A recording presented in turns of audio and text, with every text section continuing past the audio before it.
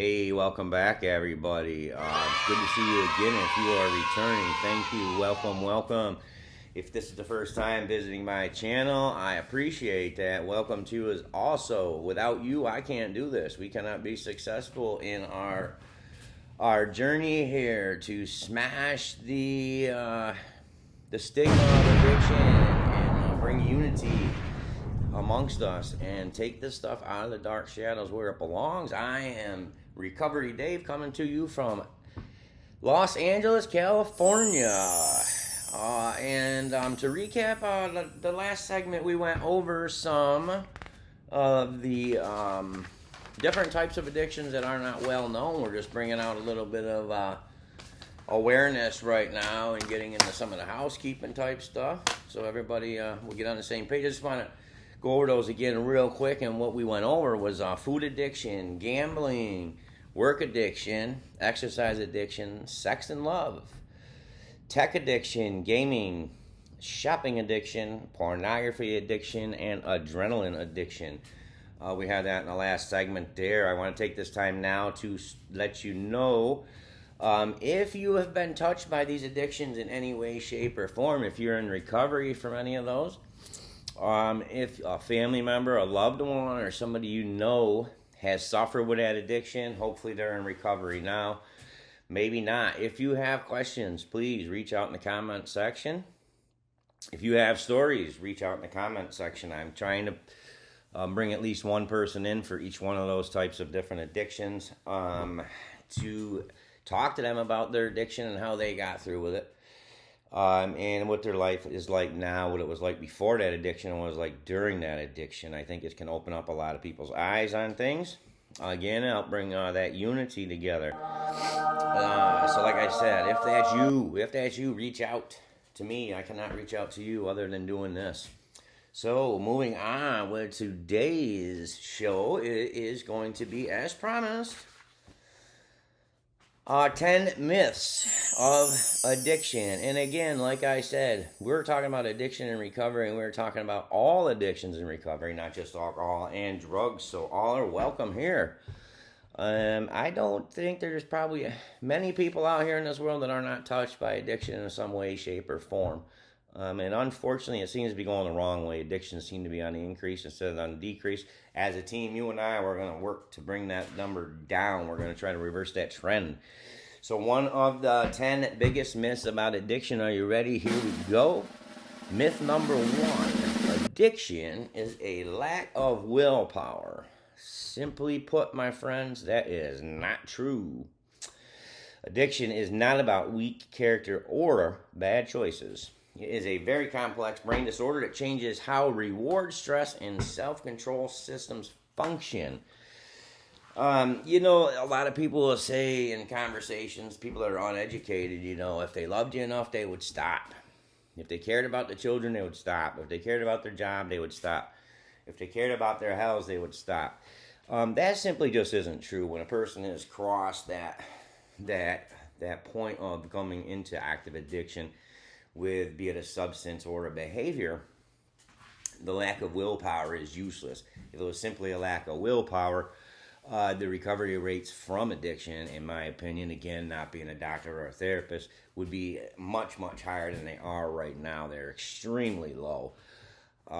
So it is not about willpower. And at some point in time, if we get into some of the neuroscience stuff, you'll see how addictions actually change the electrical current in the brain, the reward centers, and things of that nature. So those are not things that can be turned over with willpower. It's not possible. That is myth number 1. Busted.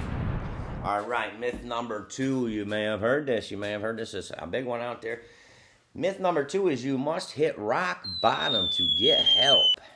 Again, that's another false statement. You do not have to hit rock bottom. Matter of fact, waiting until someone loses everything can be very dangerous.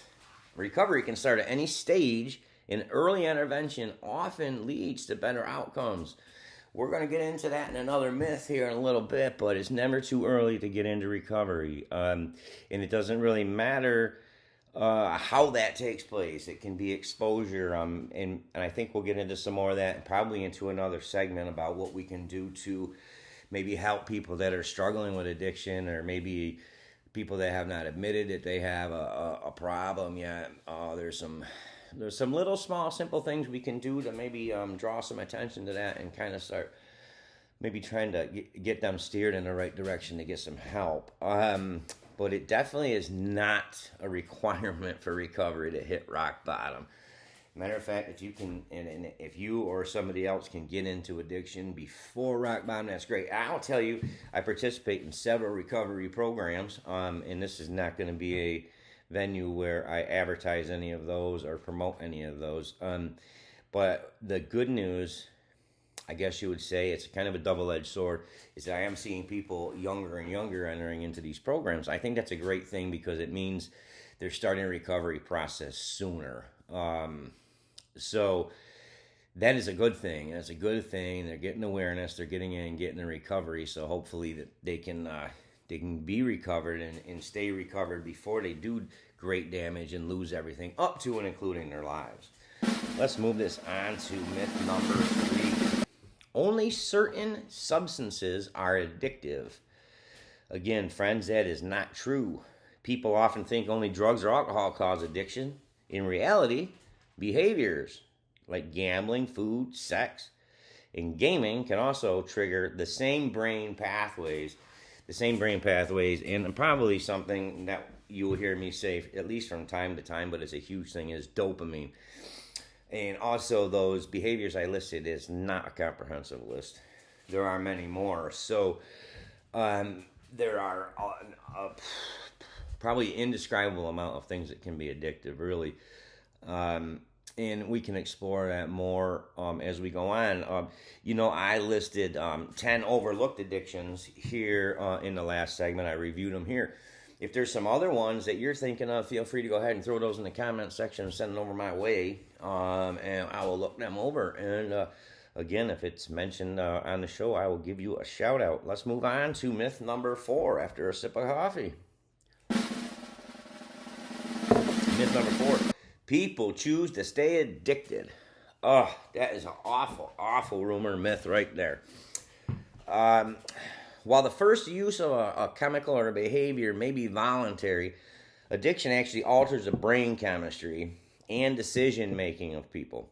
Continuing use becomes less about the choice and more about the compulsion. So that we're in compulsion in the very nature is we're compelled to do certain things. I may not have shared this yet into this segment. I am in recovery myself. I am in recovery from drugs and alcohol. And some of the other things, maybe or maybe not, which I mentioned on that last list. We'll get to that in another segment when I get into my story. I have not decided when that's going to be yet, but you will be the second to know because I will be the first to know. But anyways, people do not choose to stay addicted. It is as many of you probably know, it is a very damaging, a very isolating, a very lonely disease that hangs on, unfortunately, a lot of times into death, insanity, or incarceration. I do not know of anybody that would choose to stay that way. Getting into recovery is a choice, and we'll talk more about that later on. But becoming an addict is never a choice. I have yet to meet anybody that said they want to grow up to be an addict, and I don't believe I ever will. So yeah, people do not choose to stay addicted. People choose to get into recovery, and more about that later on. Myth number 5. Treatment should cure you quickly. Ladies and gentlemen, unfortunately, I have awful news. To this date, there is no cure for addiction. However, there is recovery from addiction. Unfortunately, addiction, much like diabetes, asthma, things of that nature, once you have it, it's with you until you move on and pass away, I guess is the term we'll use right now. Yeah, there is no quick cure, and there is no cure to date. Recovery isn't a one-time fix-it. It is an ongoing process. Just like managing diabetes or heart disease, it often requires long-term care and adjustment. So it's a process. It's a process. We didn't get sick overnight. We don't get better overnight. and that is just the way it is. Again, and that these myths, these are very common myths that people have, and I do think that once this information is been conveyed to other people, that we should spread the truth about these types of things. And I don't say, again, my site here, it's inclusivity, it's safety, it's being nice to people. So we should feel free to correct people on these things in a nice way. It's not our fault that we have misinformation if we don't know any better, right? Perfect. So moving on, myth number 6, relapse means treatment failed. Relapse is not the end of recovery. Hopefully, it is a very common part in many people's journey, and it does signal the need for new strategies, but does not signal hopelessness. Because a person relapses does not mean that that's the end of the process and they're never going to get recovery. I do not say that relapse is a part of recovery, because that's another myth, although it's not on my list. Relapse does not have to be a part of recovery. More on that later on. But we're going to move into myth number 7 right now, that medication-assisted treatment is just trading one drug for another. Wow, this is a powerful one. Me personally, I do not have an opinion on these types of treatments.